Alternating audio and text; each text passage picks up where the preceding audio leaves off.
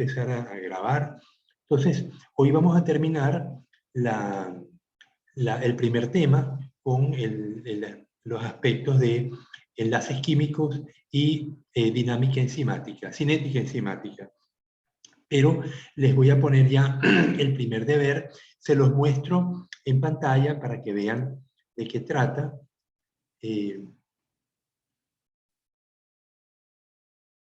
Díganme si lo están viendo. Dime, Luigi, si lo puedes ver. Sí, biólogo. Ok, entonces, esto lo voy a subir al chat, ¿no? Para que todos lo tengan. Entonces, la idea es buscar todos los organelos que están contenidos en la célula, que ustedes pueden conseguir en la literatura. Algunos autores, pues, describen más que otros, pero lo importante es que esto es algo que ustedes deben dominar, todos los nombres. Aquí les pongo un ejemplo, por ejemplo, el aparato de Golgi, ¿no? Entonces, ¿dónde está localizado? ¿Cuál es la estructura? ¿Cuál es la función? Y las imágenes que pueden poner o dibujos o imágenes del microscopio electrónico que sacan de los libros. Lo único que hace falta es que al final pongan la literatura, la bibliografía de donde obtuvieron los datos. Yo les voy a pasar también una serie de libros. Entonces, cuando les pase esto, que lo cargue en el chat, en el WhatsApp, en el aula virtual. Este deber es para la semana que viene, para el lunes de la semana. El domingo debe estar ya subido el aula virtual, el domingo en la noche. O sea, que tienen toda la semana para hacer esto. Es una tarea sencilla, pero yo les agradezco que lo hagan en grupos de 2. Puede ser grupos de 2 o 3. Como somos 8, serían 4 grupos de 2. Yo no sé si ustedes están agrupados o decidan cómo se organizan. Necesitamos hacer grupos por varias razones. Primero, para asegurar que yo pueda tener el tiempo de corregir los deberes. Y segundo, porque hoy en día el trabajo en biología, como el ventilador, que hace bastante calor en mi casa. Curioso que tan temprano ya hace calor. El trabajo en biología es en equipo, equipos de varias personas, muchas veces de distintas profesiones, y es indispensable que ustedes ya se acostumbren a trabajar en equipo, a asignar labores, que el equipo no sea una labor de 1 o 2, si el equipo es de 4, 2 trabajan y 2 miran, eso no puede ser. Ustedes ya como profesionales de la biología tienen que irse acostumbrando a organizar el trabajo en equipo, que es como trabajarán el resto de sus días. El trabajo en solitario yo creo que es parte de la historia de la investigación biológica en el mundo, ¿no? Vean cómo los premios Nobel se otorgan siempre, casi siempre a grupos de profesionales, ¿no? Y esos profesionales uno recibe el Nobel, pero realmente ellos no están solos. Ellos tienen un equipo más bien grande de profesionales que están trabajando con ellos y que son los que logran echar adelante las investigaciones científicas. En el grupo al cual yo pertenezco, que es el grupo de investigaciones en pesca y acuicultura, estamos pues un grupo de 7 profesores. Algunos leales han dado clases, el profesor Claire Mendoza, el profesor Jan Ruperti, el profesor Jesús Briones, Luber Quijije, Juan Napa, el profesor Vélez, Víctor Vélez, y creo que somos todos, ¿no? Es un grupo numeroso donde estamos todos los biólogos pesqueros, todos son biólogos pesqueros, formados en distintas universidades del mundo, ¿no? Con sus programas de maestría, y algunos pues haciendo doctorado, otros que ya lo hicimos. Bien, entonces, ¿hay dudas sobre el deber? Dime, Fanny. No, biólogo, está entendido. Ok, entonces yo se los completo porque me falta poner bibliografía y otras cosas más tarde, ¿no? Bien, entonces pasamos ya a otro capítulo. Esto lo va a tener en la aula virtual y en el WhatsApp. Entonces, guardo esto y seguimos la clase.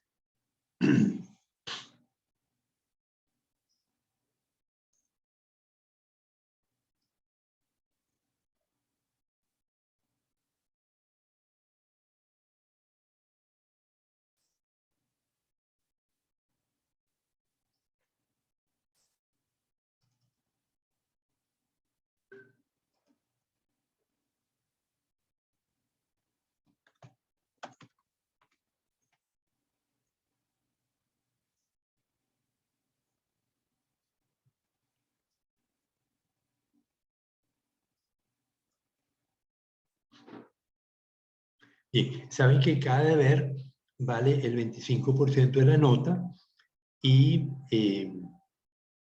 luego el examen parcial vale 30%, ¿no? Creo que van a tener que ajustar porque no cuadra.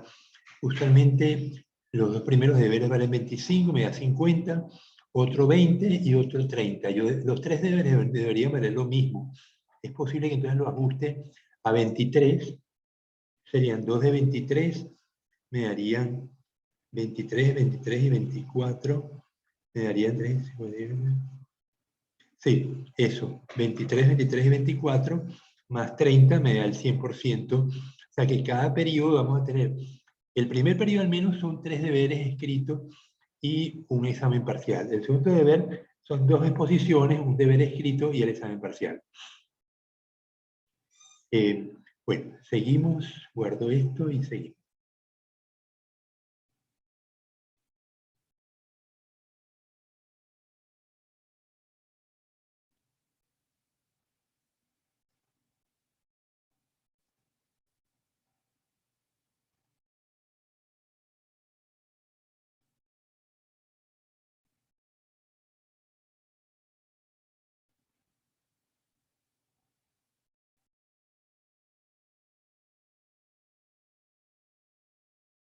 Entonces, este capítulo 1 es el capítulo de repaso.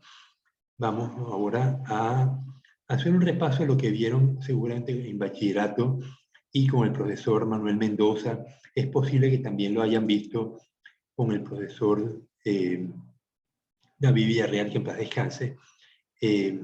Dime, Fanny, si se está viendo la pantalla. Aún no, profe. Ok, ya va, que no he compartido.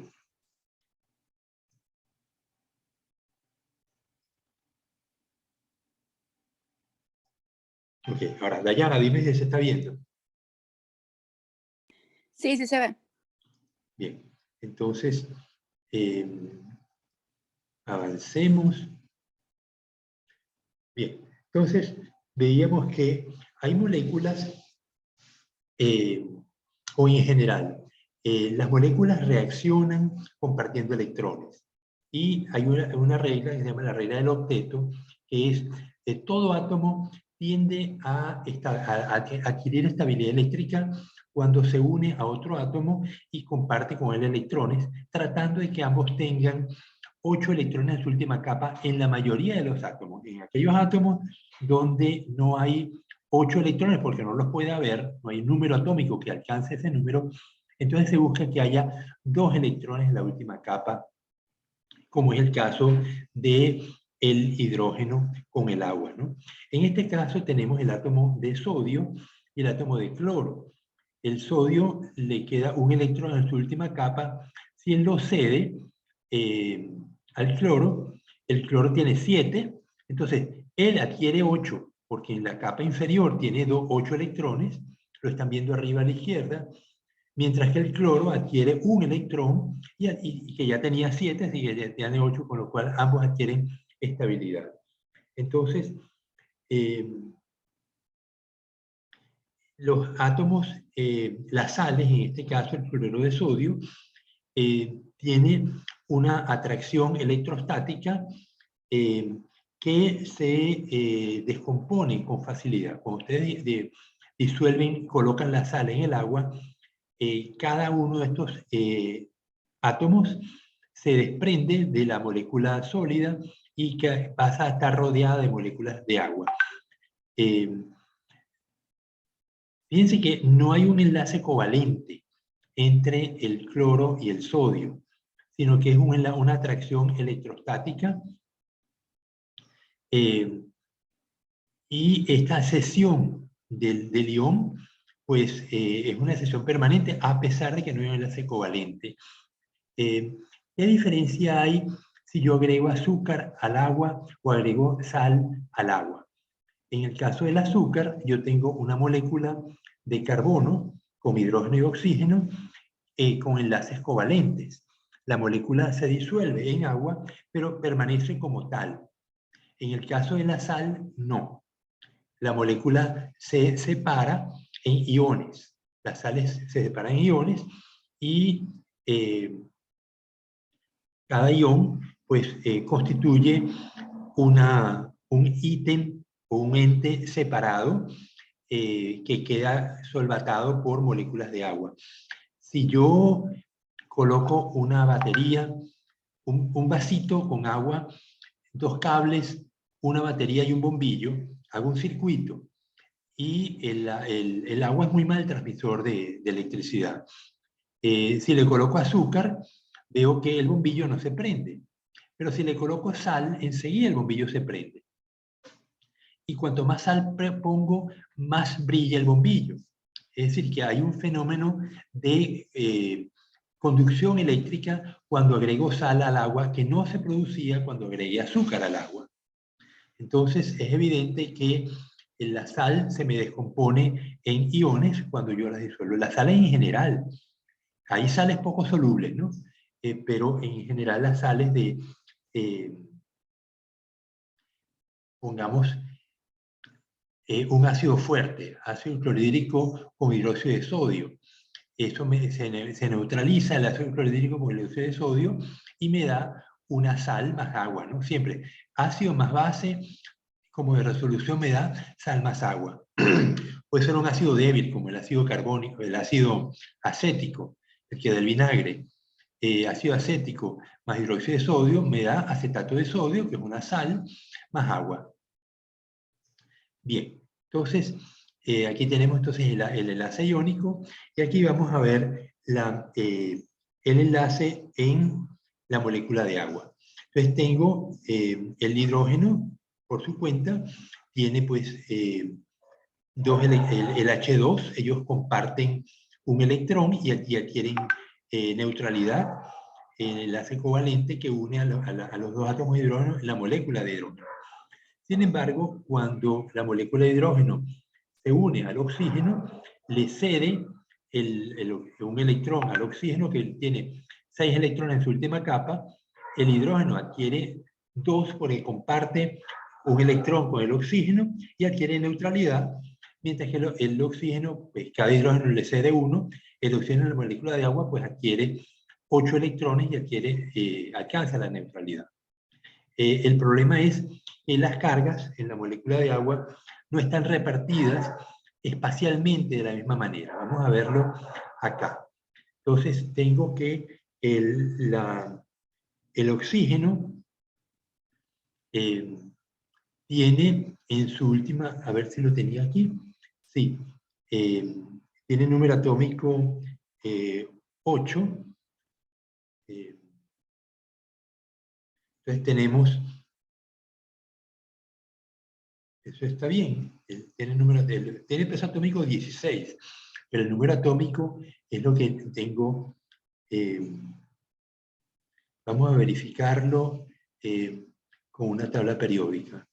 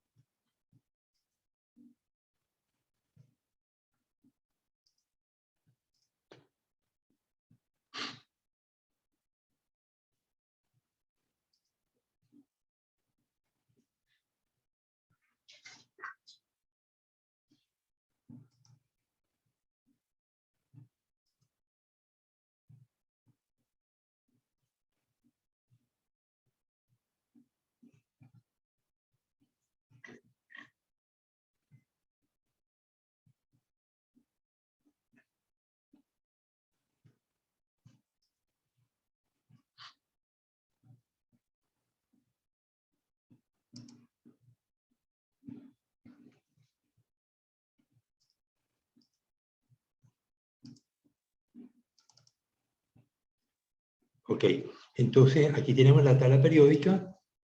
Me imagino que ustedes la han usado ya muchas veces. El oxígeno, en efecto, lo tenemos aquí a la derecha, el número atómico 8. La tabla periódica, ustedes saben que les da, aquí ven en el caso del hierro, que está aquí en el grupo 8, pues tiene la masa atómica, 55,845, o sea, el peso atómico del hierro, la energía de ionización, el número atómico, 26, el número atómico, Richard, ¿qué es el número atómico de un elemento? ¿Cuántos protones representa eso? El número o sea, el número atómico es el número de Eso. electrones, ¿no? Y de protones también. La verdad es también. Y de protones también. Lo que va a variar son los neutrones. Hay átomos que no tienen neutrones, por ejemplo el hidrógeno no tiene neutrones, aunque el hidrógeno puede tener un neutrón o dos neutrones. En ese caso se llama deuterio si tiene un neutrón, o tritio si tiene dos neutrones. En el caso del hidrógeno con dos neutrones es un producto radioactivo, el tritio. El deuterio no es radioactivo y constituye el agua, cuando se une con el oxígeno, se forma el agua pesada, porque no es un hidrógeno con un neutrón, ¿no? El agua pesada, ¿tienen idea dónde se usa? ¿En qué tipo de industria se usa?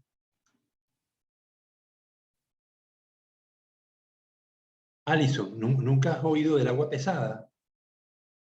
No, profesor. Bueno, miren, los reactores nucleares que tienen plutonio están sumergidos en un baño de agua, pero el agua que se usa no es agua normal, sino es agua pesada. Es decir, se obtiene hidrógeno con un neutrón, que es el deuterio, se une con el oxígeno y se forma agua pesada, que es la que se usa en los reactores. Eso hace que las partículas que emanan de la descomposición del átomo de plutonio es atrapada más fácilmente por el agua pesada. De todas maneras, los reactores no lo podemos ver en clase porque no es el objetivo de esta materia, pero ustedes deben estar al tanto de que una enorme proporción de la energía que se produce en el planeta es producto de la descomposición del plutonio en los reactores nucleares. Muchos submarinos nucleares, pero todos submarinos, obviamente los submarinos son todos barcos de guerra, ¿no? Funcionan con reactores nucleares. El submarino puede estar sumergido meses, porque la energía contenida en el plutonio puede durar en miles de años. Entonces él se descompone cuando se permite que la reacción en cadena se dispare. Al descomponerse emite partículas que generan calor, ese calor se transforma en vapor, y el vapor es lo que mueve las turbinas para producir electricidad o mueve la hélice, en el caso de un barco que funcione con energía nuclear, o un submarino, o un portaaviones, o lo que sea, ¿no? El hecho es que cuando las moléculas radioactivas se descomponen, sobre todo la de plutonio, produce calor, y ese calor entonces se transforma en cualquier forma de energía. La más común es agua, vapor de agua que mueve una turbina por la alta presión. Entonces la tabla periódica está indicando entonces esto, el número atómico, que es el número de protones y electrones,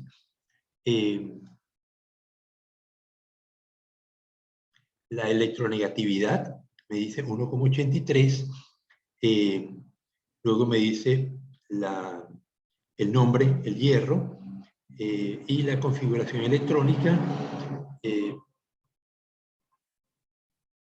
3. Bueno, claro, como tiene un número atómico 26, las primeras capas que están llenas, 1s2, 2s2, 2p6, están, ya son 8 y 2, 10, o sea, las primeras capas no me las ponen, ¿no? Pero las últimas capas me da 3D, no lo puedo leer, porque es muy pequeño.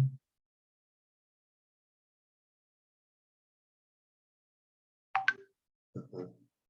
3D6, 4S2, entonces ven que el hierro puede funcionar con valencia más 2, porque pierde estos 2 electrones, y que suele cedérselos al oxígeno, por eso se llama óxido de hierro, FeO, o Fe2O3, donde funciona con valencia más 3, Fe2O3, donde entonces 2 hierros ceden 6 electrones y se unen a 3 oxígenos, que es la manera como el hierro reacciona en forma férrica, ¿no? El óxido de hierro, FeO, es oscuro, negro, mientras que el óxido de hierro, que es el más común que obtenemos, es de color rojizo, ¿no? Bien, entonces veíamos que el oxígeno tiene número atómico 8, tiene una masa o un peso atómico de 15,9994, usualmente 16, 1s2, 2s2, 2p4, entonces, pero estos orbitales 2s y 2p, si él reaccionara con el orbital p, porque le faltan 2 electrones, ¿verdad? Al p, entonces pudiera ser el px y el pz, y formaría un ángulo de 40 grados, de 90 grados entre el oxígeno y el hidrógeno. Sin embargo, cuando uno tiene una estructura sólida, como es el átomo, una masa de hielo, fría, muy fría, ¿no? Y la bombardeamos con rayos X, obtenemos la técnica, estamos usando la técnica de difracción de rayos X, y eso nos da una imagen de la disposición de los átomos en el espacio. Inclusive, nosotros podemos ver que el oxígeno y el hidrógeno no están en... Ya, voy a quitar esto y me voy de nuevo al PowerPoint.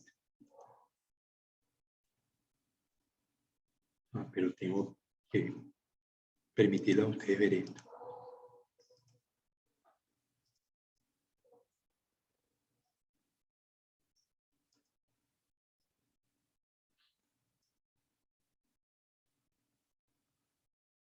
Ok, ya se está viendo de nuevo, Valeria. Valeria. Sí, se ve. Ok, entonces aquí vemos que cuando usamos difracción de rayos X, el hidrógeno y el oxígeno no muestran un ángulo de 90 grados, sino un ángulo de 104,5 grados. ¿Eso por qué? Se sabe que el oxígeno no... los orbitales S y P forman orbitales híbridos, que se llaman sp3, cuya separación es esa, 104,5. Entonces, tenemos que 2 orbitales quedan llenos, con 2 electrones cada uno, y 2 orbitales son compartidos con el hidrógeno. Y la separación entonces del agua es de 104 grados. Entonces tengo un exceso de carga negativa de un lado de la molécula de agua y un exceso de carga positiva del otro. Eso se llama un dipolo. Gracias a esto, el agua tiene unas propiedades muy particulares que no comparte con otros elementos, como pudiera ser el sulfuro de hidrógeno. Entonces, en esta configuración, vemos aquí a la izquierda cómo el hidrógeno tiene 2 electrones y adquiere estabilidad eléctrica. El oxígeno tiene 8 electrones en su última capa y adquiere estabilidad eléctrica. Y de esa manera, pues la molécula de agua es una molécula estable eléctricamente. El problema es que las cargas están distribuidas de manera desigual en el espacio, y esto hace que se formen puentes de hidrógeno, como lo vemos aquí abajo a la derecha. Estos puentes de hidrógeno son fundamentales para el comportamiento de las moléculas de agua. Por eso es que el agua tiene un calor específico muy alto. De hecho, es de las sustancias de la Tierra que requieren mayor cantidad de energía para que se eleve 1 grado centígrado. Esa es la definición de calor específico. ¿Cuántas calorías tengo que dar para elevar una molécula, un gramo de sustancia, 1 grado centígrado? En el caso del agua, se ha establecido la definición de caloría. Una caloría es la cantidad de energía que hay que darle al agua para subir 1 gramo de agua a 1 grado centígrado. Todas las demás sustancias tienen, bueno, menos una, que no me acuerdo cuál es, pero una sustancia tiene un calor específico más alto que el agua, pero todas las demás lo tienen menor al agua. Y para calentar 1 gramo de aceite o 1 gramo de hierro, hay que proveer menor cantidad de energía que la que requiere el agua. Ahora, ¿por qué es eso? En esto juega papel fundamental los puentes de hidrógeno. ¿Qué significa que yo le doy calor a una sustancia en cuanto a la cinética molecular? Las moléculas en un sólido están fijas. Ellas pueden vibrar, mas no se mueven. En un líquido sí se desplazan y en un gas pues tienen un desplazamiento máximo. No hay puentes de hidrógeno en los gases, ¿no? El agua puede estar en el aire, pero no forma puentes de hidrógeno mientras está gasificada. Pero en el líquido sí, están suficientemente cerca y cuando yo le suministro calor, la velocidad de desplazamiento de la molécula de agua pues aumenta. Pero el hecho de formar puentes de hidrógeno me limita el desplazamiento. Por eso es que yo tengo que suministrar tanta más energía para desplazar, hacer que las moléculas de agua se desplacen en el líquido en comparación con otras moléculas que no forman puentes de hidrógeno y por lo tanto se mueven más fácilmente cuando yo les suministro energía. Bien, ¿quedó claro esto de los puentes de hidrógeno, Ariana?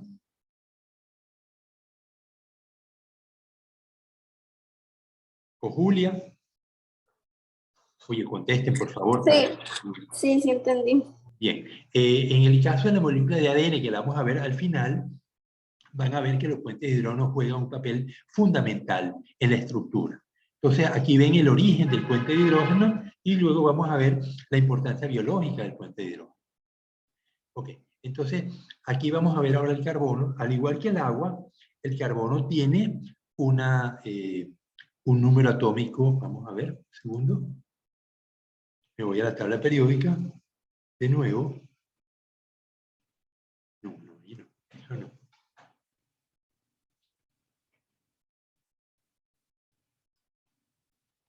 Ok, ¿lo ven? Dime, Luigi, si se ve la imagen. Sí, yo lo hago. Ok, el carbono tiene número atómico 6. Tenemos entonces la configuración 1s2, 2s2, 2, 2, 4, 2p2. Estos 2p2 significaría que en el orbital p tenemos px, py y pz, que tienen ángulos de 90 grados entre ellos, pero sabemos que el átomo de carbono no forma enlaces a 90 grados, sino a 104 grados, igual que el oxígeno. Es decir, tenemos orbitales híbridos sp3, o puede haber orbitales sp2 o sp1. Esa es la ventaja del carbono, que puede tener 3 tipos de orbitales. Cuando tenemos el carbono en enlaces covalentes normales, es orbital sp3. Cuando forma dobles enlaces, tenemos sp2, y cuando forma triple enlace, pues sp1. Entonces, bueno, ya paro aquí y me voy al átomo de carbono.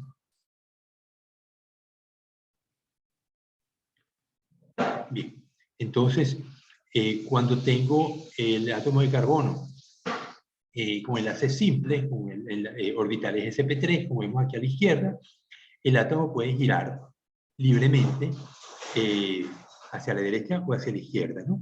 Cuando yo tengo el átomo de carbono con dobles enlaces, aquí ya no el giro no es posible porque se bloquea, ¿no? Ok, entonces vamos a ver, el carbono puede formar un enlace simple con el hidrógeno, igual que con el oxígeno, o enlace doble con el oxígeno. También puede formar enlaces dobles con el nitrógeno o enlaces simples. Y carbono-carbono puede formar simple, doble o triple. En las moléculas biológicas es raro el uso de enlaces triples. Sin embargo, en las moléculas inorgánicas, aunque tienen carbono, pero yo tengo, por ejemplo, el carburo de calcio, no, el carburo de calcio tiene doble enlace. Bueno, el etino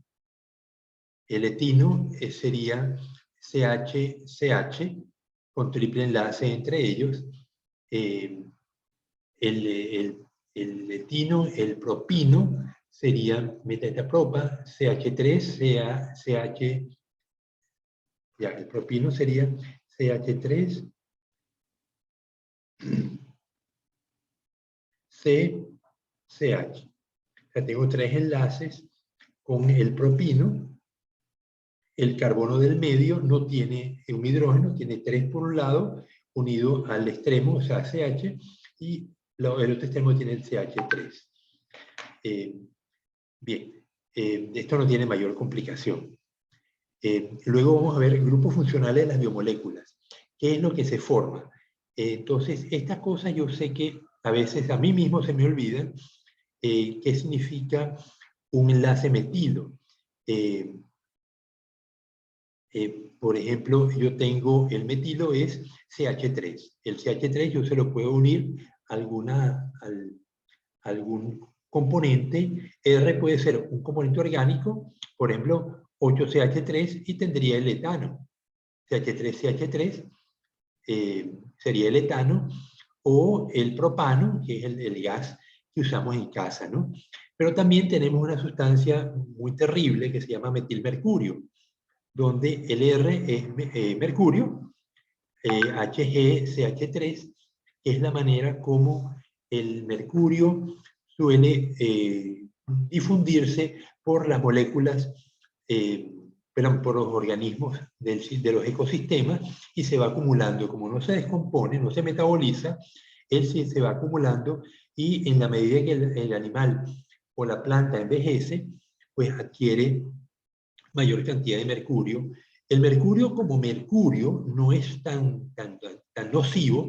El metilmercurio es mucho más terrible y es como suele acumularse. Puede causar daños neurológicos severos, ¿no? La enfermedad de Minamata se denomina así por la bahía de Minamata en Japón, que fue descubierta porque en una comunidad, en esa comunidad de Minamata, nacían niños deformes, sin brazos, sin cabeza, y descubrieron que las personas tenían un excesivo contenido de mercurio. Vieron los peces y los peces tenían también, por ahí venía el problema, los peces tenían altísimos niveles de mercurio y la gente al comerlos pues se contaminaba con mercurio. Y el mercurio venía de una planta de baterías que funcionaba en la bahía y lanzaba el agua hacia el mar. El agua contenía mercurio, las bacterias lo convertían en metilmercurio, los peces lo adquirían a través del plancton y luego pues las personas se contaminaron. Entonces por eso se llama enfermedad de Minamata o saturnismo. Si lo ven en la literatura, saturnismo es una combinación, pero es una enfermedad causada por la acumulación de mercurio en el cuerpo. Ustedes se acuerdan cuando eran niños, si tenían una carie, ¿con qué se la tapaban? ¿Con qué tapaban el hueco en la muela después de eliminar el material de descomposición en la muela? Agua con sal. Agua con sal. No. El odontólogo los atendía, decía, ok, usted tiene una carie, usaba un taladro y quitaba el material dañado de la muela, y una vez que había hecho el hueco, lo cubría con una sustancia muy dura, que era la amalgama. ¿Se acuerdan de ello? Pues tiene que ser cuando eran niños, porque las amalgamas ya no se usan hoy en día. ¿O no se acuerdan siquiera, Ariana? Yo me sacaba los dientes en mi casa y solo me ponían agua con sal.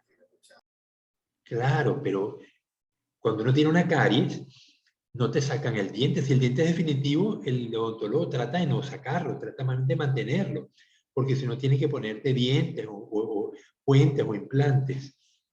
Pero el hecho es que, ¿con qué tapan los huecos hoy en día en las muelas, en los dientes? Lo tapan con resinas.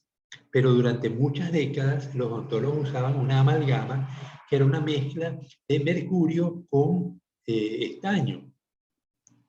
Esa amalgama pues era muy resistente, muy dura. Yo tengo amalgamas que me las pusieron hace 50 años.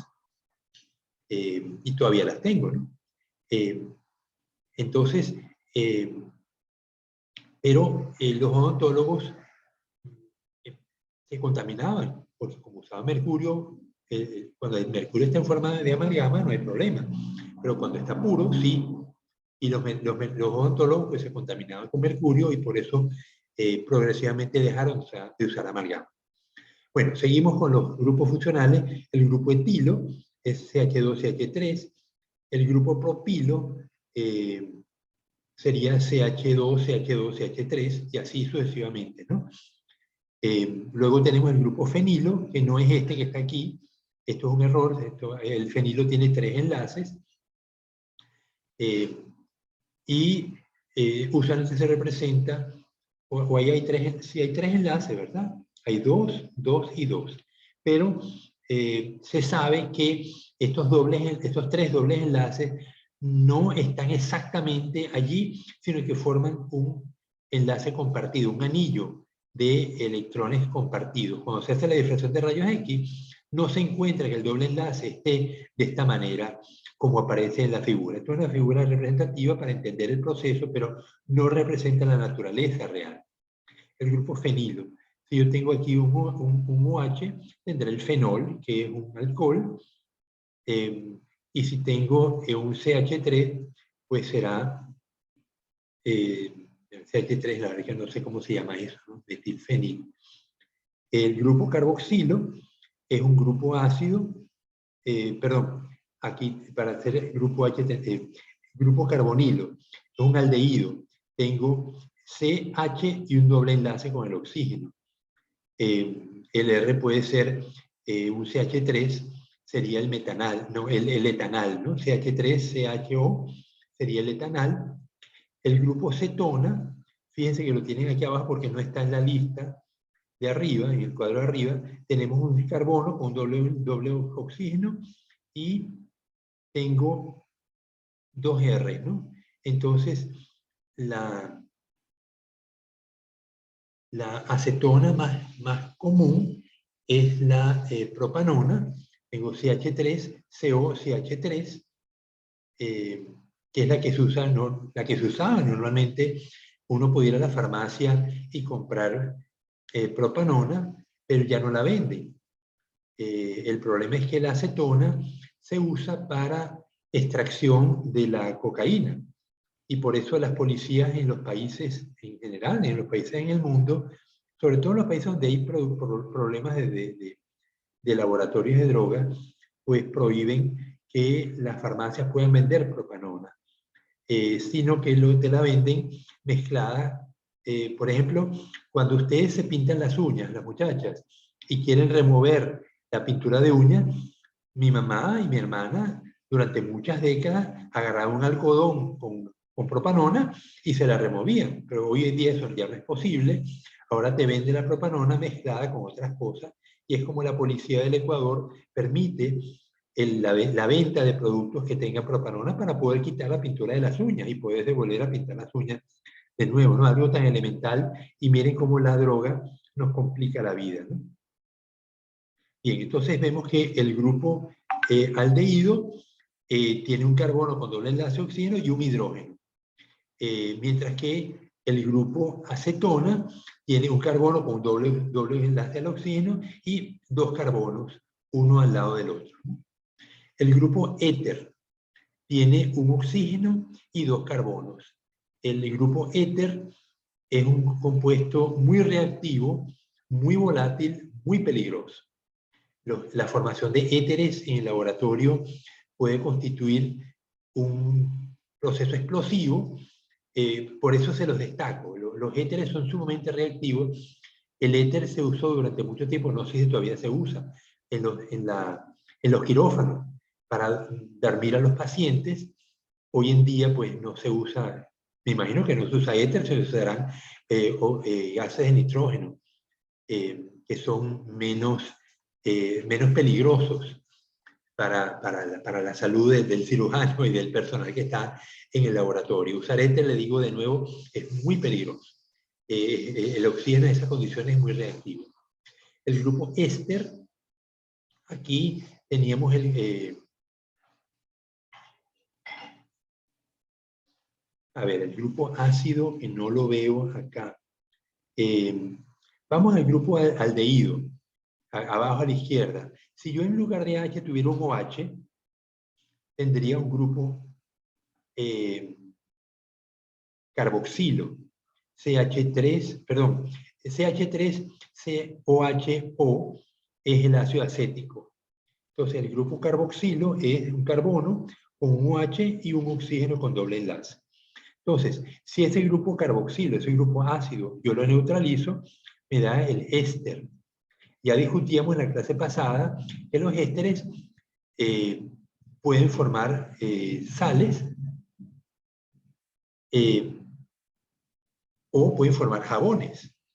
Y les preguntaba cómo hacían la abuela de ustedes para producir jabones. Y no sé si por fin Ariana o Fanny fue la que nos dijo cómo era que la abuela producía los jabones. ¿Nos lo recuerdan?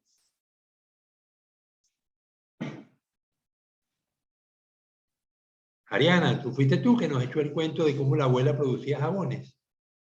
No, profe. No, ¿y no te acuerdas cómo fue que dijimos?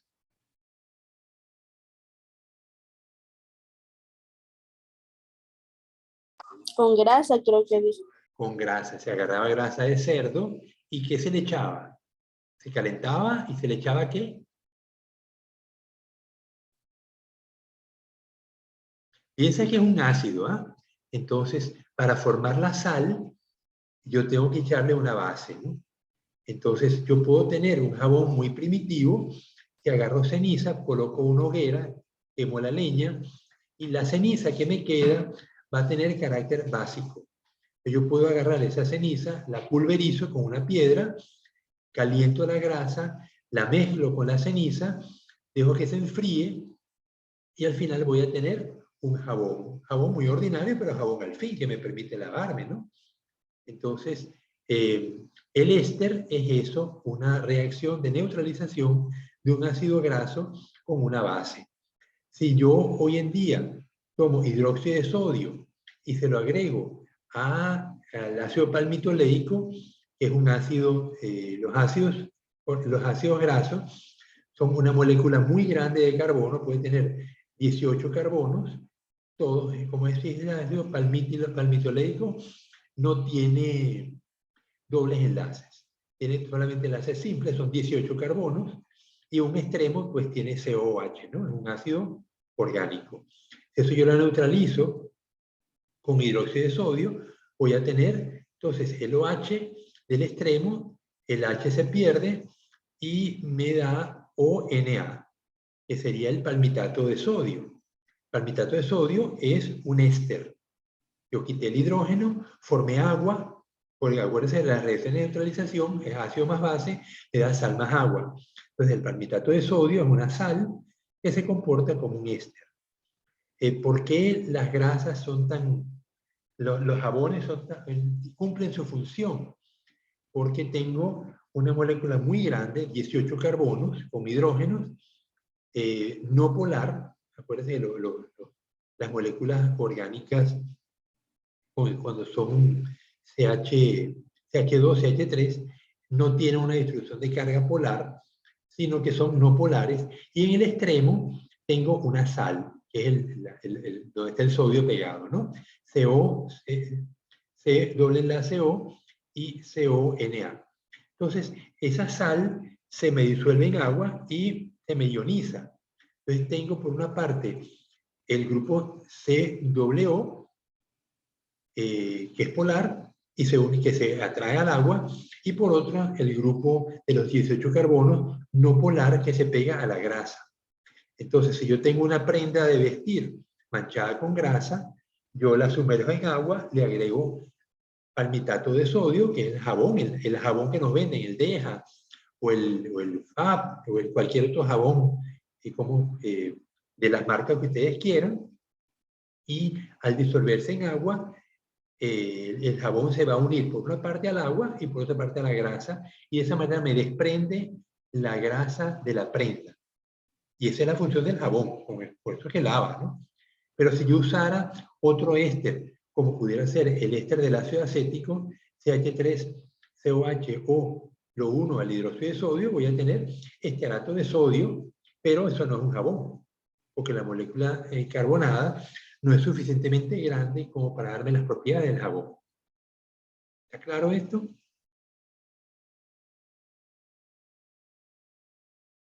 Bueno, tengo el grupo acetil, también derivado de un ácido, en este caso el ácido acético. Bueno, yo lo llamaba carboxilo y lo llaman acetilo.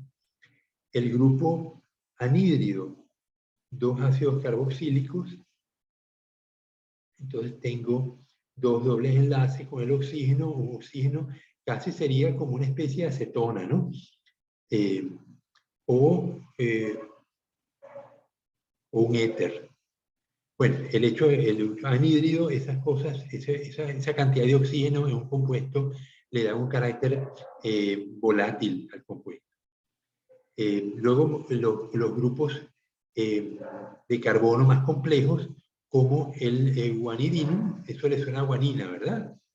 El grupo imidazol, tenemos entonces un anillo carbonado con nitrógeno. Los grupos imidazol lo vamos a ver muy a menudo en algunos azúcares, no, azúcares no, pero en algunas bases nitrogenadas, algunos compuestos del ADN.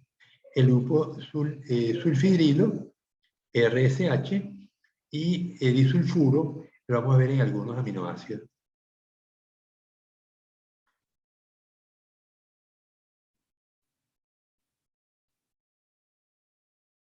Bueno, ¿qué hay de nuevo en este grupo? El grupo de carboxilo, habíamos visto,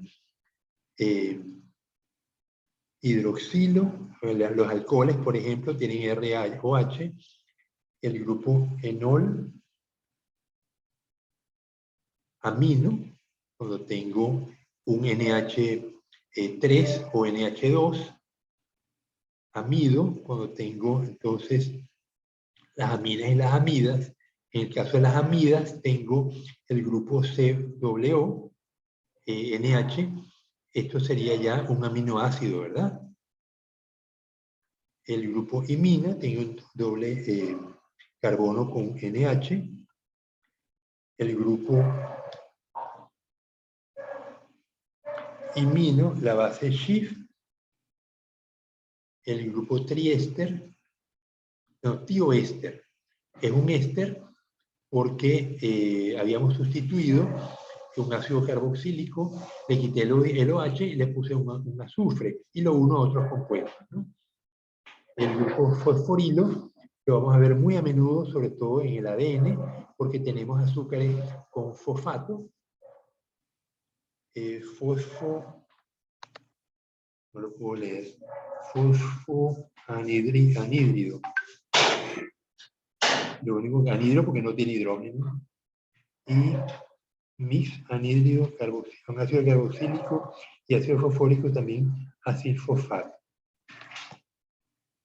Bien. Luego, finalmente, vamos a ver la estructura del ADN. Esto lo vamos a ver en el último tema con mucho más detalle. Entonces, dice la regla de Chargaff. Dice, la cantidad de adenina y timina es la misma, así como guanina y citosina en todos los organismos biológicos evaluados. Wilkins y Franklin, por difracción de rayos X, supieron que la molécula de ADN es larga y delgada, con un diámetro uniforme de unos 2 nanómetros, 2000 millonésimas de metro. Es helicoidal como un sacacorchos y consta de unidades que se repiten. Entonces, aquí tengo la adenina. Vemos que tiene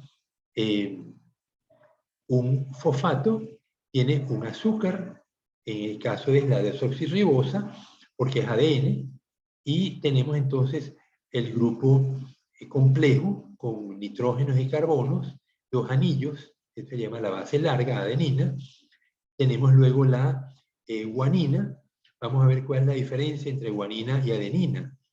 A la izquierda es el mismo grupo funcional, doble nitrógeno con H, y a la derecha tenemos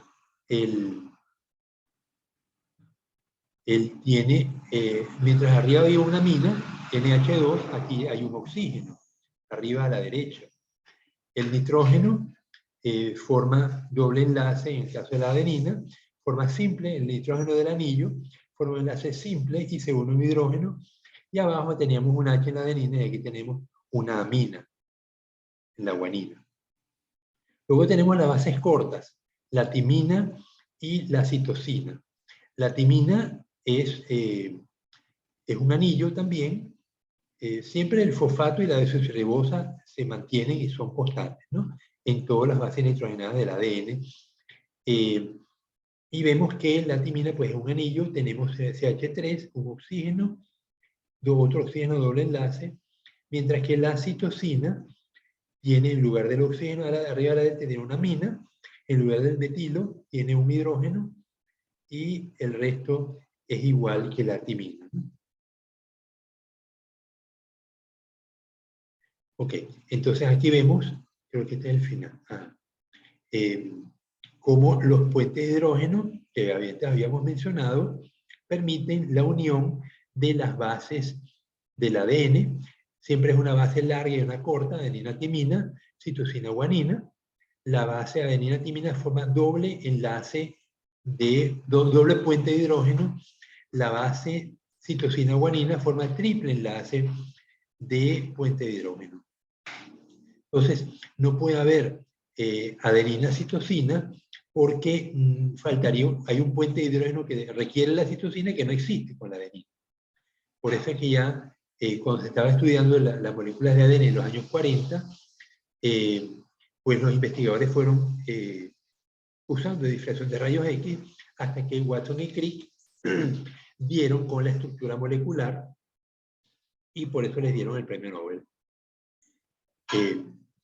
Vemos que de un lado el fosfato está, o sea, la pentosa, la desoxirribosa, tiene el ángulo hacia arriba, de un lado del ADN, y del otro lado está hacia abajo. ¿Se dan cuenta? Ok, entonces los fosfatos me permiten la unión de la desoxirribosa de un nucleótido con el siguiente. Los puentes de hidrógeno que unen las bases nitrogenadas se rompen con facilidad, aunque hace falta una enzima para lograrlo, y eso permite, pues, esto que estamos viendo aquí, es la replicación conservada del ADN, conservada porque él se replica, pero mantiene la estructura que tenía antes, ¿no? Se duplica, por ejemplo, la doble hélice de ADN parental, ella se abre, se desenrolla, y en los sitios correspondientes, pues aquí se va a unir a la adenina se le va a unir una timina, a la timina se le une una adenina, etc. Y se forman entonces dos moléculas semejantes, idénticas. Cada nueva hélice está compuesta por una hebra original o parental y una hebra hija en rojo, ¿no? Bien, entonces esto es lo que queríamos destacar muy a grosso modo.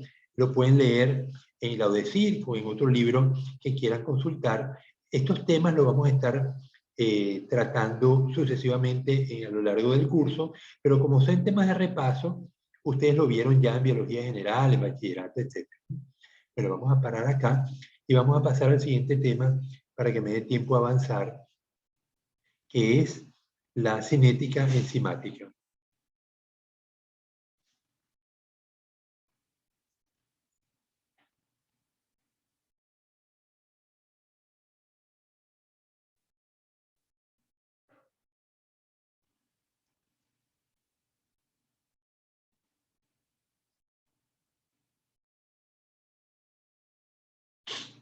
Ok, continuando con el repaso y para no convertir esto en un monólogo, porque me canso también, veamos qué dice la primera ley y la segunda ley de la termodinámica. ¿Te acuerdas, Richard? ¿Qué dice la primera ley? Es la más básica de todas, ¿eh? La verdad es que no me acuerdo, bro. Ok, ¿alguien lo ayuda? ¿Ani?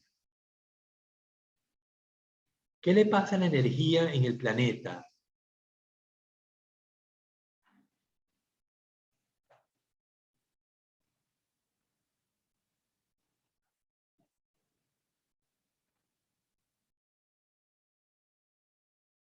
La primera ley, nadie se acuerda, Luigi tampoco. La verdad que no, profesor. Estoy haciendo memoria, pero no. Ok, dice que la energía en el planeta no se crea ni se destruye, solo se transforma. Yo puedo transformar energía cinética en energía potencial. Yo alzo una pelota del suelo y la dejo caer. Entonces, cuando yo levanté la pelota, la alejé de la tierra. Cuando la dejo caer, la pelota regresa a la tierra atraída por la gravedad terrestre, pero ella en ese proceso de caída puede hacer trabajo. Yo gasté energía para levantar la pelota, energía en forma de ATP, porque tuve que mover los músculos, levantar la pelota, hacer fuerza, levantar la pelota y ponerla a cierta altura. Eso tiene entonces energía potencial.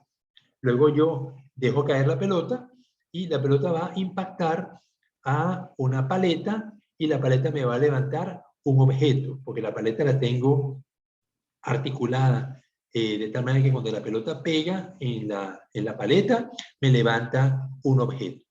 Entonces, vemos que la energía muscular que yo usé se transforma en energía potencial de la pelota y luego la energía cinética de la pelota al caer se transforma en otro tipo de energía para levantar el siguiente objeto.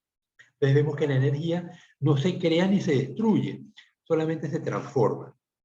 Igualmente pasa con la energía solar que me evapora el agua del mar. ¿En qué se me transforma ese agua, Fanny? El sol calienta el agua de mar. El agua de mar, ¿qué le pasa entonces? Fanny. Fanny, abre el micrófono.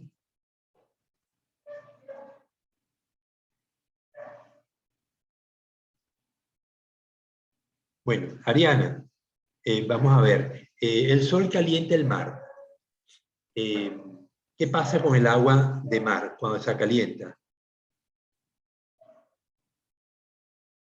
Luigi, ¿ibas a decir algo? Se evapora como tal, o si está en poca cantidad, pues se convierte en granos de sal. Ok, me interesa el agua que se evapora. Entonces el agua se evapora y ¿qué pasa? ¿A dónde se va?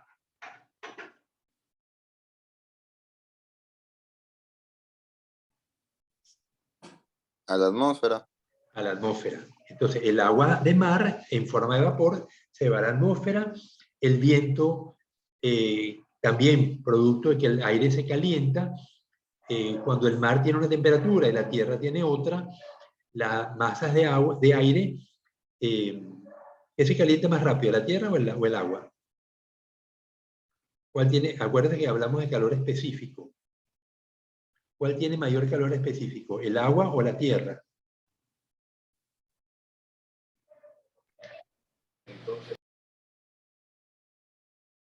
Acuérdense lo que les La dije. tierra. Ya, ¿cuál se calienta más rápido, el agua o la tierra? Cuando sale el sol.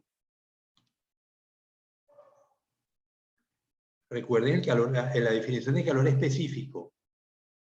¿Te acuerdas, Julia? Es la cantidad de energía que hay que suministrarle a quién. No, no recuerdo. Ok, a Luigi, ¿te acuerdas lo que dijimos de calor específico? No, profesor. Ariana, oye, pero lo acabo de decir y ya se les olvidó. Una caloría es igual a la cantidad de energía que hay que suministrarle a quién para elevar 1 grado centígrado.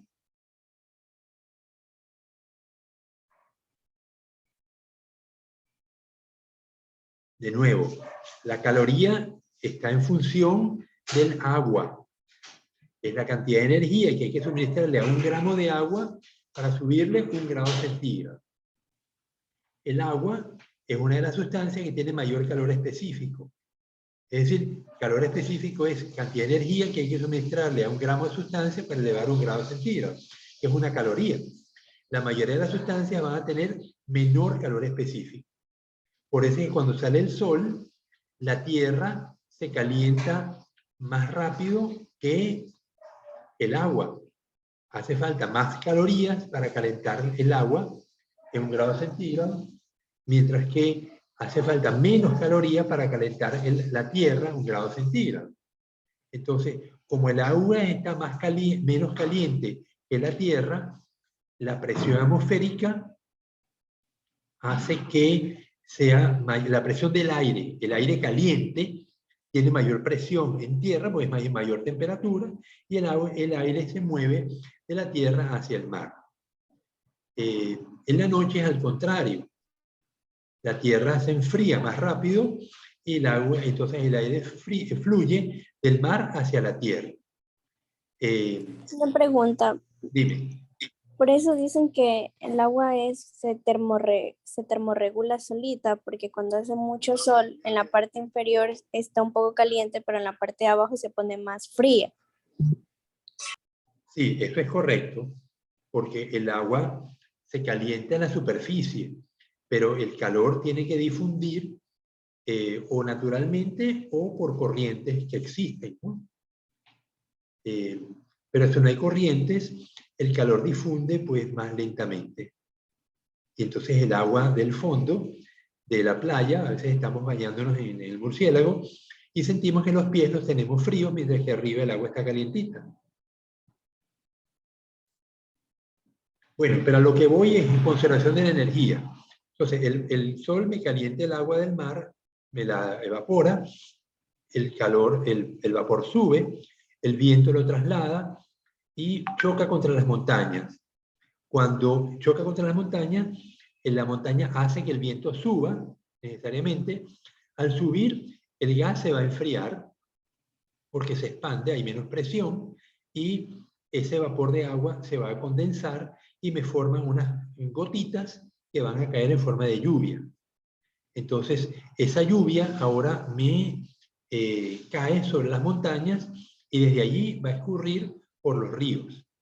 Si yo ese agua la represo, como ocurre con Poza Honda, o con Coca-Cola Sinclair, o con La Esperanza, yo tengo represas.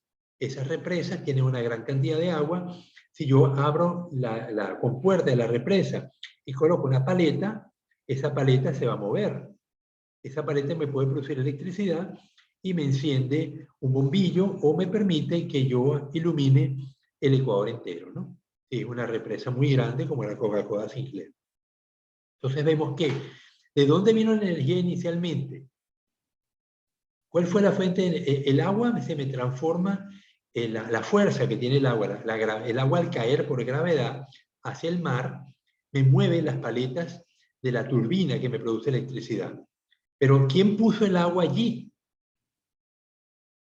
En esa montaña. ¿Quién la puso? ¿Qué energía se usó para mover ese agua?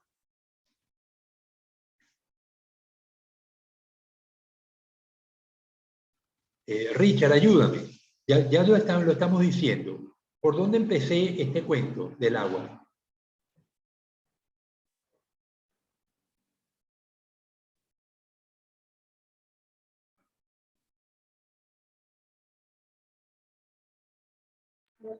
Sería el sol. El sol. La energía solar es producto de la fisión. En el sol la temperatura es muy alta, son millones de grados centígrados. Eso hace que los átomos se unan y se descompongan posteriormente, produciendo energía. Y esa energía pues nos llega en forma de radiación a la Tierra. Entonces esa energía en forma de calor me eleva la temperatura del agua y eso me permite que se forme el vapor que fluye por diferencia de temperatura entre el agua, entre el mar y la Tierra. Se provoca movimientos de aire que me arrastran el vapor, me lo lleva hacia las montañas, Y al descender, pues se forman las gotitas de agua que precipitan y tengo entonces agua potencialmente activa, que es energía potencial, que se me transforma en energía cinética cuando abro la compuerta y la dejo mover las paletas del generador de electricidad. Entonces vemos que es la misma energía solar que se está transformando en una y otra forma de energía, pero no se está creando. La energía del universo es la misma, ¿no? Bien, ¿qué dice la segunda ley de la termodinámica? La primera, de nuevo, la energía no se crea ni se destruye, solamente se transforma. Y la segunda ley dice que no hay procesos 100% eficientes. Cuando yo hago un proceso termodinámico, siempre se va a ver parte de la energía que se transforma en calor. Piensen en el vehículo. Valeria, en tu casa tu papá tiene vehículo o tú tienes vehículo.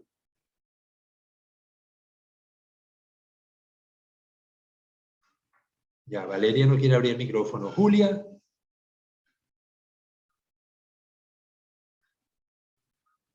Julia. Mi papi tiene vehículo. Ok. Tu papá, para que el vehículo funcione, Julia, tu papá le pone gasolina, ¿verdad? Le pone gasolina, pero además, ¿qué otro líquido le Claro, pone? ¿Qué otro sí, líquido le gasolina. pone?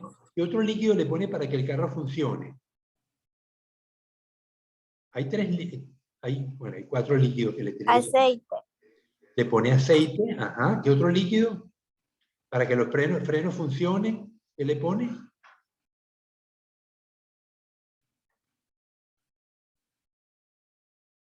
refrigerante, Ok, refrigerante que puede ser agua, ¿no?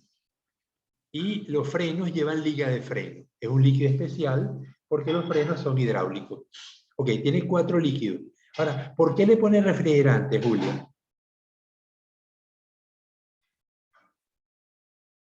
¿Qué pasa si no se lo pusiera? para que el motor no se caliente. Exactamente. Es decir, cuando la gasolina explota y mueve el pistón del motor, se genera además un desplazamiento del pistón, que es lo que hace mover el carro, también se genera calor. Ese calor es entropía, es desorden. Entonces, no hay los procesos termodinámicos nunca son 100% eficientes porque parte de la energía se va a transformar en calor. En el caso de nosotros ocurre lo mismo. Las células transforman la energía del azúcar, lo convierte en ATP. El ATP se usa en el movimiento muscular, pero cuando hacemos mucho ejercicio empezamos a sudar. Sudamos porque producimos calor y la temperatura del cuerpo se eleva. Entonces la manera como el cuerpo reacciona es liberando calor, liberando agua con sal en la superficie de la piel y el viento evapora ese agua y extrae el calor en exceso que tenemos en nuestro cuerpo. Entonces vemos como en el vehículo la gasolina mueve el vehículo pero genera calor. En el caso nuestro, los músculos también generan movimiento, pero también generan calor. Y ese calor, pues, es eso, desorden. Eso dice la segunda ley de la termodinámica. Bien, energía libre es la energía que nos proporciona un compuesto cuando se descompone. Entonces, si yo tengo hidrógeno y agua, yo le agrego una chispa, nunca lo han hecho, tener oxígeno y hidrógeno u oxígeno solo y meterle un fosforito.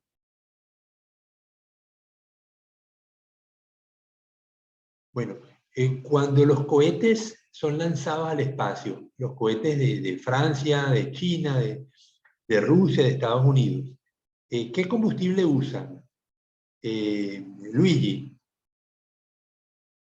Dígame, biólogo. cuando los cohetes son lanzados al espacio, ¿qué combustible usan?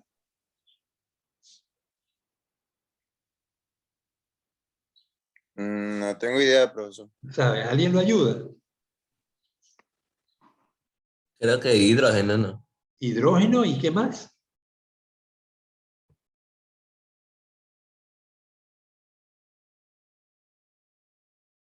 Bueno, pudiera ser hidrógeno solo. El hecho es que si yo el hidrógeno le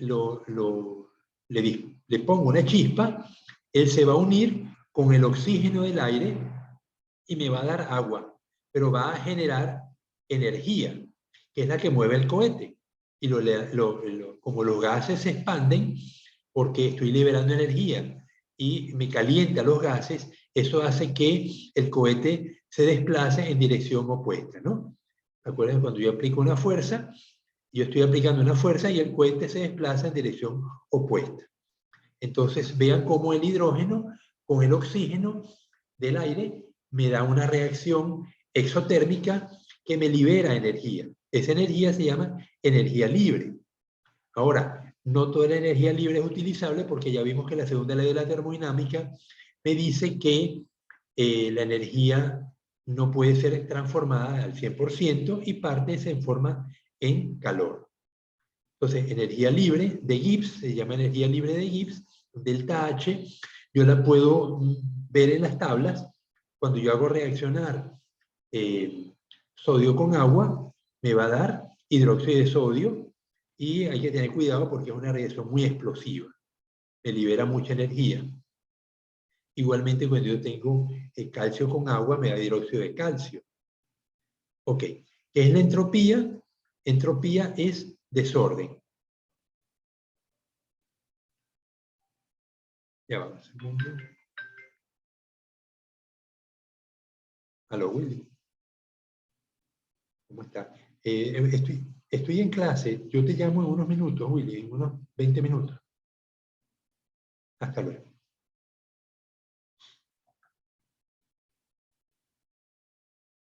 Ok, entonces, por eso decimos que la segunda ley habla de la transformación de la energía, involucra trabajo más entropía, más desorden. Estos términos los pueden buscar en Wikipedia para ahondarlos con más detalle. ¿Qué es un catalizador?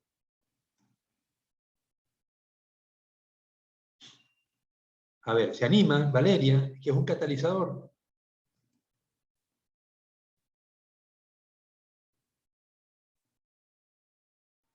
Sería algo que ayuda a aumentar la eficiencia de una enzima, por ejemplo. Bueno, una enzima es un catalizador, es correcto. Pero los catalizadores no necesariamente son enzimáticos. Puede ser un alambre de platino. En las empresas petroleras, el petróleo es una molécula de carbono muy grande. Entonces, en las refinerías petroleras, les muestro una imagen de una refinería petrolera. Vamos a ver el ejemplo con claridad. Entonces, me voy a...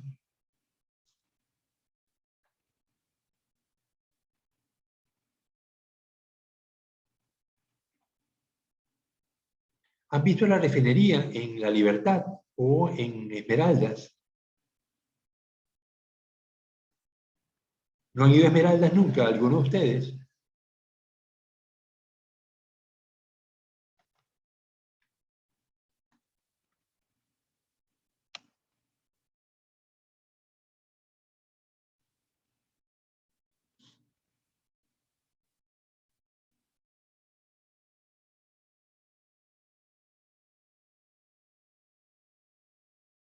Valeria, ¿nunca has viajado a Esmeraldas? No, no he tenido la oportunidad. ¿Y a Guayaquil? Perdón, ¿a Salinas? Sí, a Salinas sí. Ok, cuando uno llega a la península de Santa Elena, a Santa Elena, uno sigue en el vehículo y en ruta hacia Salinas vas a pasar por la refinería de La Libertad. No hay manera de evitarlo porque la carretera le da la vuelta a la refinería. ¿No la has visto? Puede que no me haya fijado. No te has fijado. Richard, ¿tú has ido a Salinas? Sí, profe, sí he visto estas Ok. imágenes, sí está. Bien, ok. Entonces ustedes están viendo estas torres que sobresalen y hay unos tubos que salen a los lados. Estos se llaman torres de fraccionamiento. Entonces, el petróleo se coloca abajo, se genera calor y al petróleo se le coloca un catalizador. En este caso pudiera ser un catalizador de alambre de aluminio, de platino. Eso permite que las reacciones se aceleren. El catalizador no interviene en la reacción. Fíjense que es un metal. En estas torres se va a producir gasolina, se va a producir éteres, se va a producir asfalto. Lo que queda al final, después de todo extraer estos productos, pues es un asfalto, un petróleo muy grueso que no se logró descomponer. Se puede seguir trabajando, ¿no? Pero cuando pongamos que ingresa petróleo abajo y se me forman éteres. Los éteres tienen poco peso molecular y me suben por la columna. En la medida que van subiendo, se van enfriando y yo los puedo ir extrayendo. Entonces veo que salen tubos a distinta altura. Aquí vemos uno, aquí vemos otro, aquí vemos otro, aquí vemos otro. Entonces, cada tubo me va a sacar compuestos de, cuanto más alto, menor peso molecular. Igual como si fuera cromatografía, pero en este caso es productos de descomposición del petróleo y de esa manera yo canalizo los extractos y los lanzo al proceso de purificación. De esa manera yo produzco gasolina, gasoil y otros productos a lo largo de la columna, ¿ven? Entonces el catalizador es fundamental. Yo le puedo poner calor, pero se me descompone muy lentamente, pero con el catalizador a menor temperatura logro que se me produzca la descomposición del petróleo. ¿Se entendió esto? Ariana, dime si se entendió. Sí, profe. Ok, entonces vamos a quitar ya la imagen. Ok, entonces volvemos otra vez. Bueno, entonces ya, oye, bien, entonces un catalizador puede ser un compuesto inorgánico. Fíjense que cuando en un experimento que hicimos en bachillerato, el profesor nos daba clorato de potasio. El clorato de potasio es KClO4, es una sustancia sumamente explosiva. Si yo lo caliento, me da cloruro de potasio y oxígeno que se desprende. Pero como puede ser muy peligroso porque puede explotar, le ponía óxido de manganeso. Entonces, el óxido de manganeso funciona como un catalizador, en este caso, retardando la reacción. Mientras que el alambre de platino, en el caso del petróleo, funciona estimulando la reacción, en el caso del óxido de manganeso, me da un catalizador que retarda la reacción para que el oxígeno se desprenda lentamente y no vaya a explotar. Porque si no, corríamos peligro los estudiantes que estábamos haciendo el ensayo, calentando clorato de potasio, ¿no? El clorato de potasio es un componente de la pólvora. Bien, entonces vemos que los catalizadores pueden acelerar o retardar las reacciones. Las enzimas son catalizadores, pero la diferencia es que son catalizadores orgánicos. Entonces, la enzima, igual que cualquier catalizador, no interviene en el tipo de reacción. O sea, ella no se descompone, solamente interviene acelerando o retardando la reacción, pero no en los productos que se forman. Los productos se van a formar igualito sin la enzima o sin el catalizador, solo que más lento o más rápido. Bien, entonces viene una pregunta. ¿Esto de enzima, esto da proteína a una enzima? Al menos potencialmente. ¿Ustedes qué creen?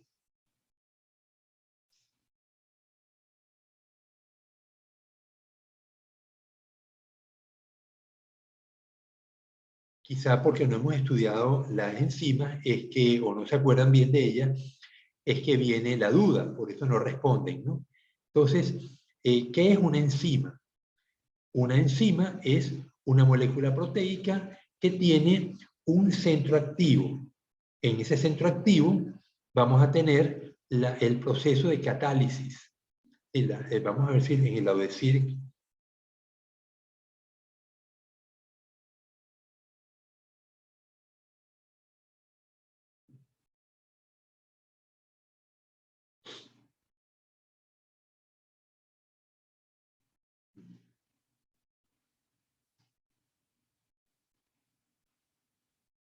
Oye, no me quiere reaccionar.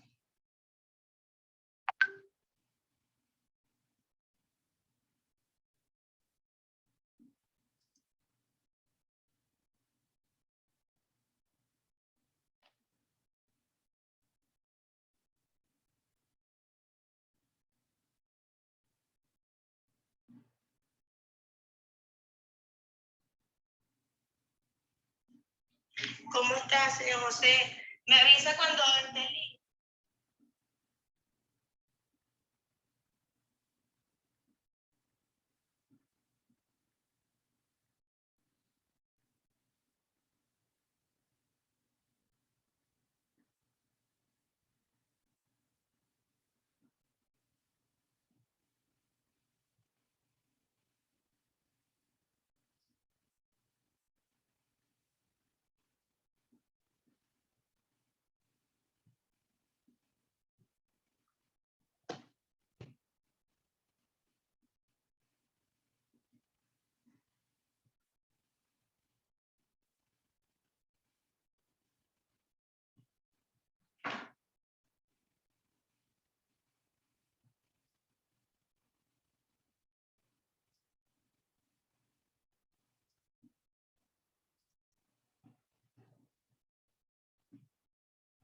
Ok, dígame si se ve la imagen. Sí, se ve. Ok, entonces aquí tenemos una enzima, que este es el capítulo 6 de la UDECIR, todos deberían tener este libro, porque lo vamos a estar usando a lo largo del semestre. Si no lo tuvieran, me dicen para mandarles el link y que lo puedan bajar, aunque yo creo que no les he subido el sílabo, por eso es.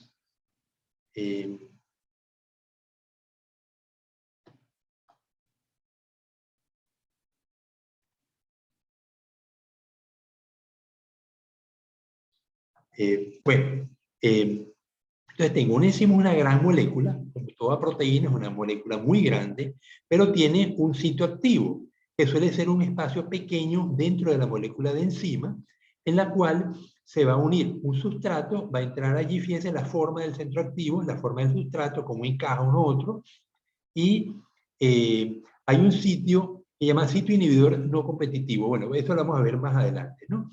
Entonces, una molécula inhibidora, ok, aquí está hablando de competencia, ¿no? Entonces vemos que un centro activo puede tener distintas formas, o sea, distintas moléculas. Ah, bueno, pero aquí estamos hablando de otra cosa. No, no es el ejemplo que yo quería. Entonces, el hecho es, yo tengo una enzima, un centro activo y un sustrato que encaja en el centro activo y eso me da una catálisis. El sustrato se descompone o se une a otro compuesto y se libera el centro activo y la enzima queda lista para recibir otro nuevo sustrato.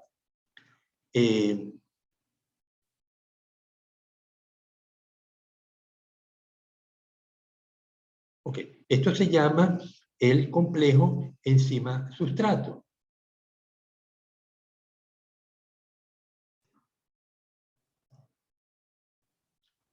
Bien, ahora, si yo tengo el monóxido de carbono y la molécula de hemoglobina. La molécula de hemoglobina la voy a usar como ejemplo, aunque no es exactamente una enzima. La hemoglobina funciona transportando oxígeno y CO2. Cuando el pH del medio intersticial, del medio celular, de nuestros músculos, de nuestras células, el pH suele ser más bajo porque la célula está produciendo CO2. Ese CO2 se une con el agua y me da ácido carbónico. Ese ácido carbónico me baja el pH. Bajo esas condiciones, la molécula de hemoglobina tiene una cierta estructura y libera el oxígeno y se une al sustrato, el CO2 se une a la hemoglobina y el hidrógeno y el oxígeno sale de la hemoglobina a pH bajo.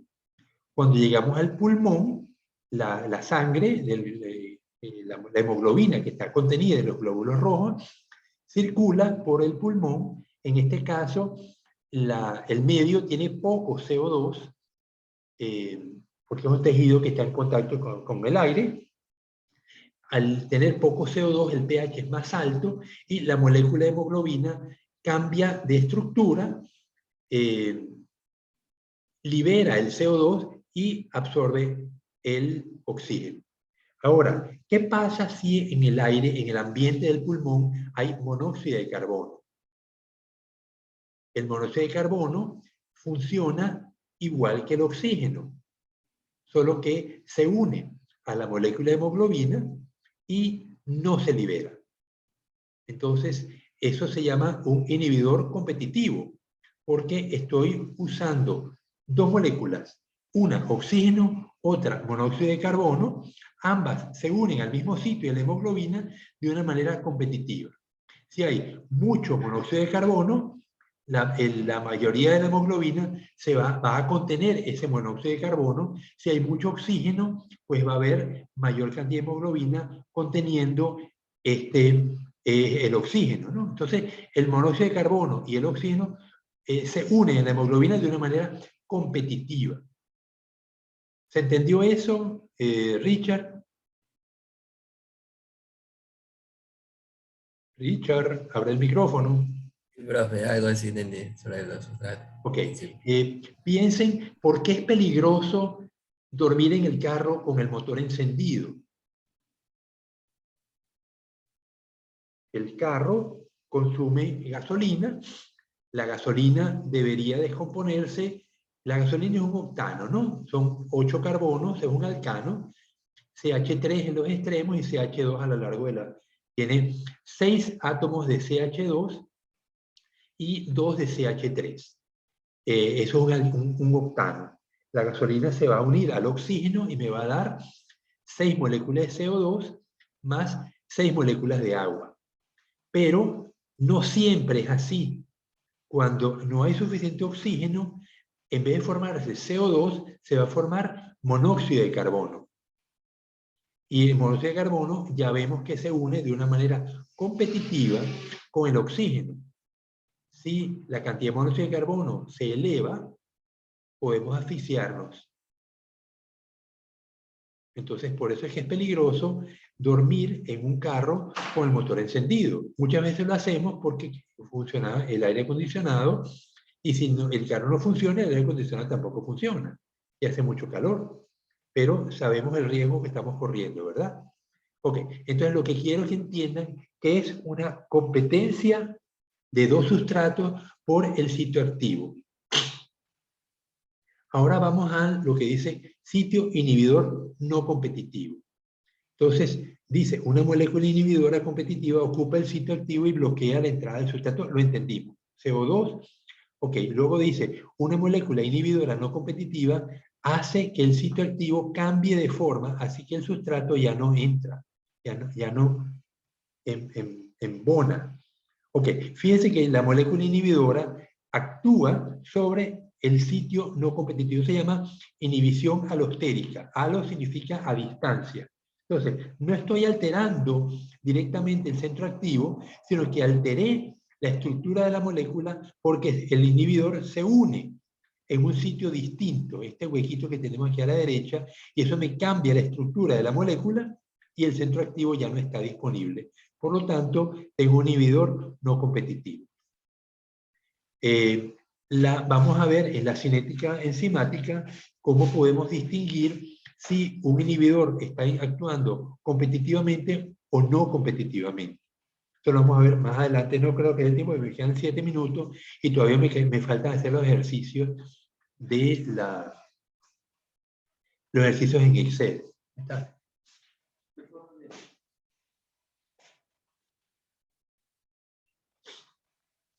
Bien, entonces, aquí tengo, dice, regulación alostérica.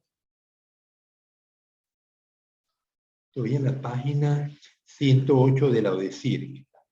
Me dice, yo tengo, a ver, dice, regulación alostérica de una enzima mediante inhibición por retroalimentación. Aquí ilustramos una ruta metabólica que convierte un aminoácido en otro por medio de una serie de moléculas intermedias en las que actúa una enzima diferente. En este ejemplo, la primera enzima de la ruta convierte la treonina en isoleucina. Es inhibida por concentraciones elevadas de isoleucina, que actúa como molécula inhibidora alostérica. Si a una célula le falta isoleucina, se producen las reacciones. Cuando la isoleucina se acumula, inhibe la enzima 1 y bloquea la ruta. Cuando las concentraciones de isoleucina bajan y hay menos moléculas, la isoleucina para de inhibir la enzima se vuelve activa y de nuevo cuenta y se reanuda la producción de isoleucina. Entonces vemos que aquí tengo la treonina,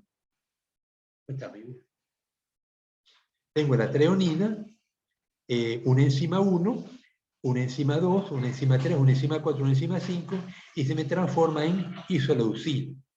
Entonces, la isoleucina funciona como inhibidor no competitivo de la enzima 1. Entonces, ¿qué pasa cuando la célula está necesitando isoleucina? Entonces, agarra la treonina, la molécula, la enzima 1 funciona perfectamente y me produce isoleucina y la célula la usa para formar proteínas a nivel del ribosoma. Pero cuando dejó de producirse esa necesidad, ya no se producen las proteínas, ya terminó el proceso, la isoleucina se acumula. Entonces, ¿cómo se evita que la célula siga produciendo más isoleucina si ya no hace falta? Bueno, la isoleucina actúa como inhibidor no competitivo. Se une al punto de inhibición no competitiva y bloquea la enzima 1 y ya no se sigue produciendo el proceso. Y así permanece hasta que la isoleucina baja de nuevo porque empieza a utilizarse y la enzima queda liberada y empieza otra vez el proceso. Entonces, estos son sistemas de regulación por retroalimentación, igual que el tanque de su casa. Alison, ¿en tu casa hay tanque?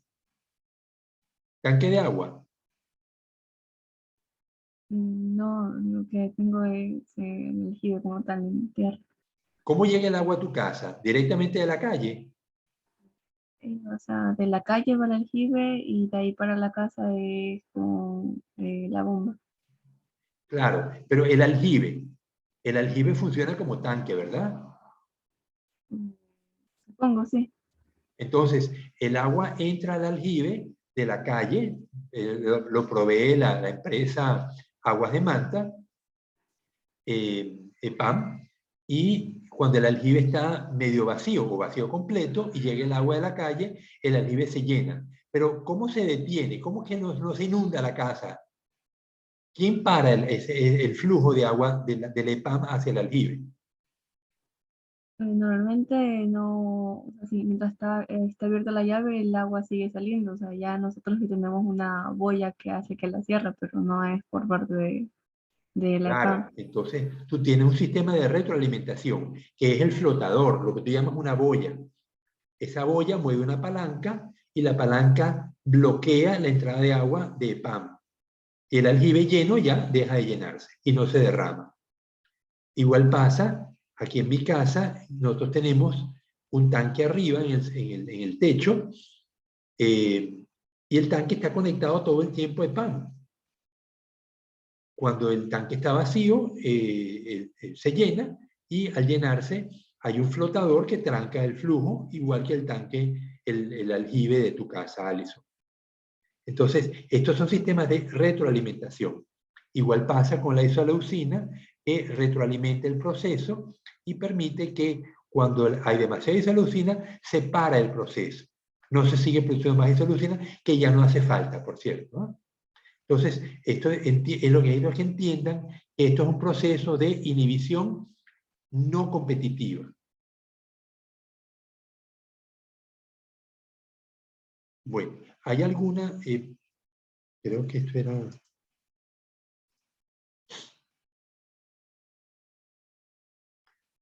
Ok.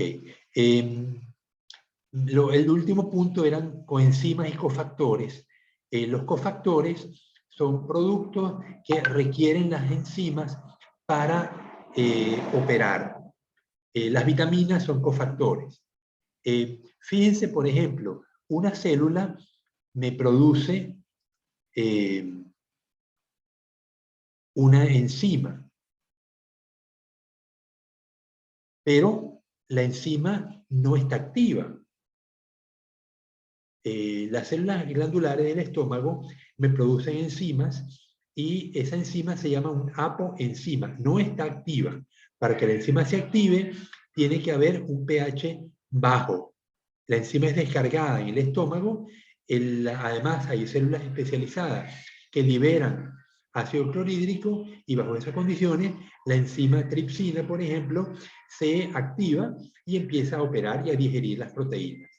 Entonces, en este caso es el pH lo que hace activar la enzima. Pero yo pudiera tener también una vitamina. Las vitaminas van a actuar como cofactores, se unen a la enzima y es lo que permite que la enzima se vuelva activa. Hay enzimas que requieren metales. En el caso de la hemoglobina, insisto, no es una enzima, pero nos sirve como ejemplo. La hemoglobina, ¿qué metal requiere para funcionar? ¿Que le da ese color rojo? El hierro. El hierro, es correcto. Entonces, el selenio, el magnesio, son metales que son requeridos por algunas enzimas de nuestro cuerpo.